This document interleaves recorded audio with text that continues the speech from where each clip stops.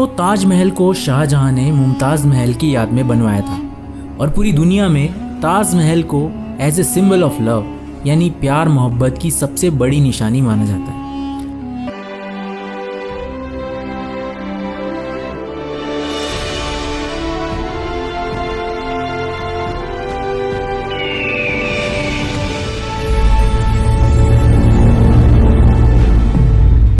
हम आपका ज्यादा वक्त नहीं लेंगे क्योंकि वक्त बहुत कीमती होता है।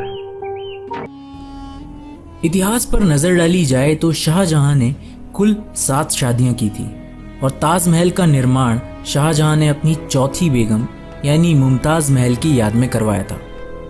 मुमताज महल की मौत शाहजहां के 14वें बच्चे को जन्म देते वक्त हुई थी। जाहिर है वो मुमताज महल से बेइंतहा मोहब्बत करते होंगे। यहाँ तक कि मुमताज महल की मौत के बाद शाहजहां ने मुमताज महल की बहन से भी शादी कर ली थी। संसार के 7 अजूबों में शामिल इस खूबसूरत इमारत को बनाने में 20,000 मजदूर और पूरे 22 साल लग गए थे। इसे सन 1632 से 1653 के बीच बनवाया गया था। ताजमहल से जुड़ी एक कहानी लोगों के बीच बहुत आम है कि शाहजहां ने ताजमहल बनने के बाद उन 20,000 मजदूरों के हाथ कटवा दिए थे ताकि वे दोबारा कभी ऐसी इमारत ना बना सके। लेकिन ये बात बिल्कुल भी गलत है। ये बात ताजमहल से जुड़ा अब तक का सबसे बड़ा झूठ है। ताजमहल के पूरे बनने के बाद शाहजहां ताजमहल को देखकर बहुत खुश हो गए और उन्होंने ये ऐलान करवाया कि जिन मजदूरों ने ताजमहल का निर्माण किया है वो फिर कभी ऐसी भव्य इमारत कहीं और ना बनाए।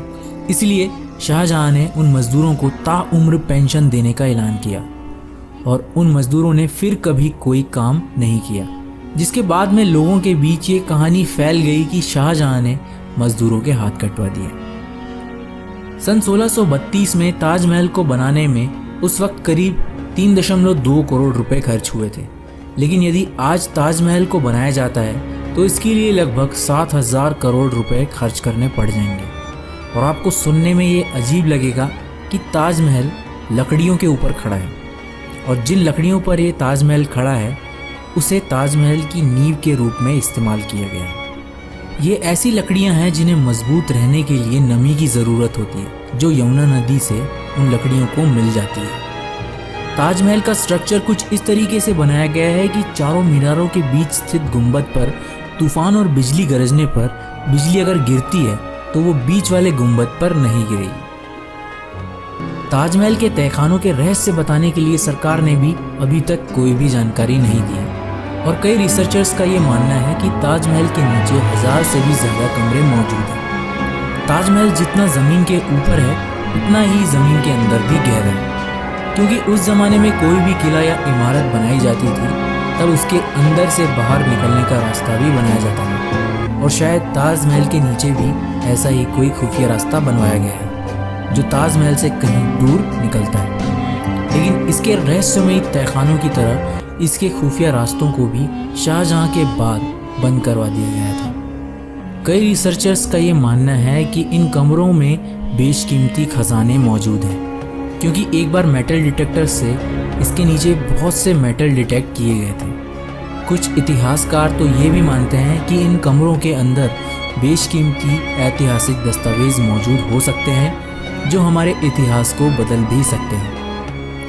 इन तहखानों की खोजबीन की खबरें तो बहुत आई हैं, लेकिन कभी भी इन्हें खोला नहीं गया। इनमें से कुछ दरवाजे तो खोले गए, लेकिन बाद में इन्हें बंद कर दिया गया, जिससे ताजमहल के रहस्यों को भी इन 4 दीवारों के पीछे बंद रखा गया है। ताजमहल के अंदर क्यों अभी तक कोई भी इलेक्ट्रिक लाइट्स नहीं लगाई गई हैं? ये सवाल भी ताजमहल से जुड़ा सबसे ज़्यादा पूछे जाने वाला सवाल है और इसका जवाब भी थोड़ा रहस्यमयी और थोड़ा लॉजिकल है, क्योंकि ताजमहल का निर्माण 1653 ईस्वी में हुआ था और इलेक्ट्रिसिटी की खोज 20वीं सदी में 400 साल बाद हुई थी।